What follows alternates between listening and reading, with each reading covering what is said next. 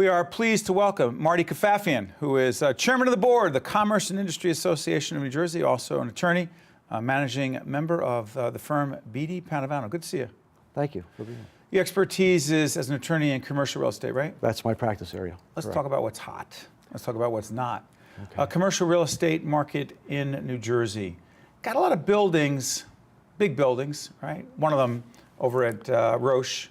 Right. They left a couple of years ago. Good things happening. Exactly. Hackensack together with Seton Hall, opening up medical school. That's great. That's going to be a great. But you got Mercedes-Benz, you got Hertz leaving big buildings. What's going to happen with them?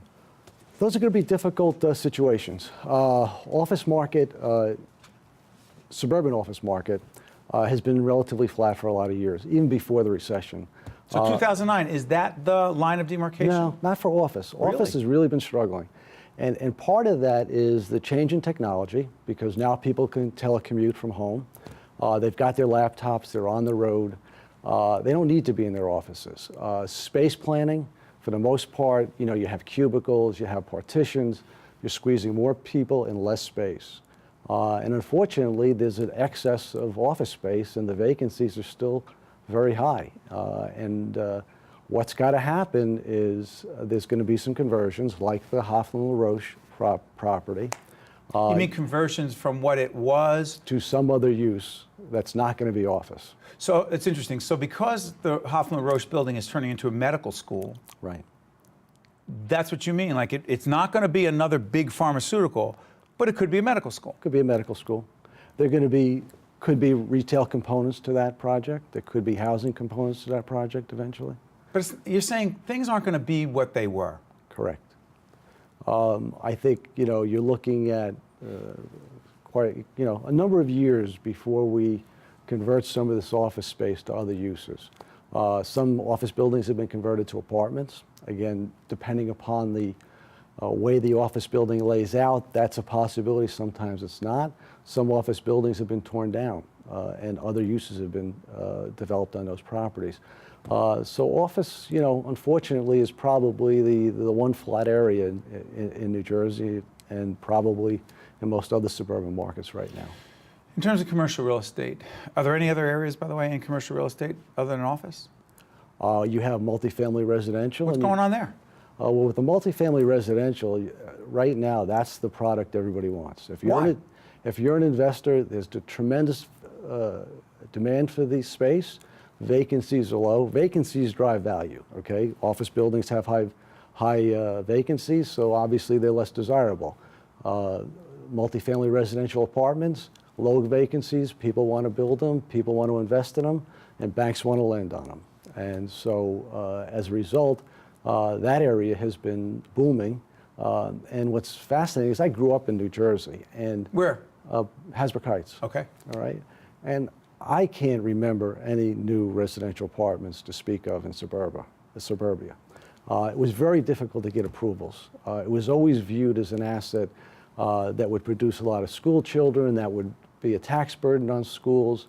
So as a result, it was very difficult to get those approvals. Since the recession, towns have become much more open to the idea. Why? I think it was the eroding tax base. When real estate values went down in 2009, and they had all these tax appeals, they had to come up with other ideas to raise taxes. And in fact, these projects have been built. The statistics prove that they don't burden the school with the children, which they were worried about. Kids are not the burden that we thought they were. Exactly. And they actually add to the community. Yeah, and what's happening is a lot of young people want to live in an apartment. They don't want to own. Plus, they're spending money in the community. Yeah, yeah, and it's and they're paying sales tax. Yeah. Right? Yep. And they want to live, and if they could, they want to actually not even have to own a car if they could commute to work. So things are changing. You also see it with retirees. I've got some friends that have all of a sudden evaluating whether they want to rent versus downsize and buy a condominium. That wasn't kind of unheard of before. It was always you would downsize to a townhouse, a condo, or unfortunately leave the state, which was worse. Marty, I want to switch gears to another market, retail. Retail. What do you see? I just see tremendous expansion there. Why? New Jersey has high demographics, high well, hold on, what does that mean, high demographics? You've got tremendous density of people in a small area and high incomes. Okay, so people spend money shopping. So retailers want to be here. And once they get into our marketplace, they're very successful. So hold on, back up. So when you see a big empty storefront, when you see a certain retail operation leaving, Yeah. and there's a lot of, it's interesting. I don't want to name them. There's a certain sporting goods store that I'm a big fan of. Right. Up in the area you know very well. Yes. And about a mile away, up in this shopping mall area, there's another sporting goods shop that opened up that actually has a lot more. Right. And I said to my wife, this one, which has a very big name that you know, sports is in it, the name. Yeah. I said, there's no way this can survive with this thing right here. The point with this particular sports goods store, here's what I'm trying to say. On the retail side, if one of these things goes, which I often see it, and that thing stays empty, how does that jibe with what you just said, that there's a lot of activity going on in retail? You see these empty spaces.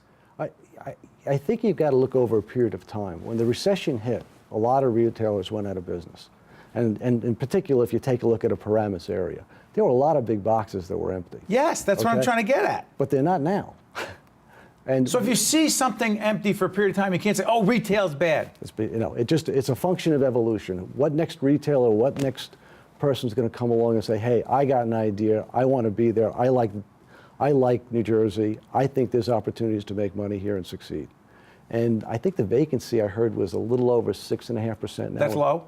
Low, in northern New Jersey and central New Jersey. But Mark, do you often see, like what I was just saying before, like two very similar, if not exactly the same, retailers close together and you go, they can't survive? Yeah. I mean, and in that particular marketplace, it's not only the sporting goods store. What about, the golf stores? I mean, yes. You've got... They're the same stuff. The same stuff. And they all succeed, and they all thrive, and they all make money. And sure enough, the weak sisters fall eventually. Over time. Over time. But the fact of the matter is it's a wonderful place to do business. And when you look at the retail component, you also look at internet sales, right? And 10 years ago, people came in and said, forget it. Bricks and mortar are going to be gone. Not true. Not true. You're bullish. Yeah, I am. I do a lot of retail commercial work, and I see the need, I see the demand, and retailers continue to want to expand. Well, Marty Kafafian, who's chairman of the board of the Commerce and Industry Association, also an attorney expert in the area of commercial real estate with the firm BD Padavano. I want to thank you for joining us. We appreciate it. Thank you. Stay right there. We'll be right back right after this. The preceding program has been a production of the Caucus Educational Corporation, celebrating over 25 years of broadcast excellence, and 13 for WNET, NJTV, and WHYY. Funding for this edition of Caucus New Jersey has been provided by activists in cooperation with the American Medicine Chess Challenge, Steve and Elaine Pozycki, NJIT, the Russell Berry Foundation, New Jersey Natural Gas, Berkeley College, and by TD Bank. Transportation provided by Airbrook Limousine, serving the metropolitan New York, New Jersey area. Caucus New Jersey has been produced in partnership with TriStar Studios.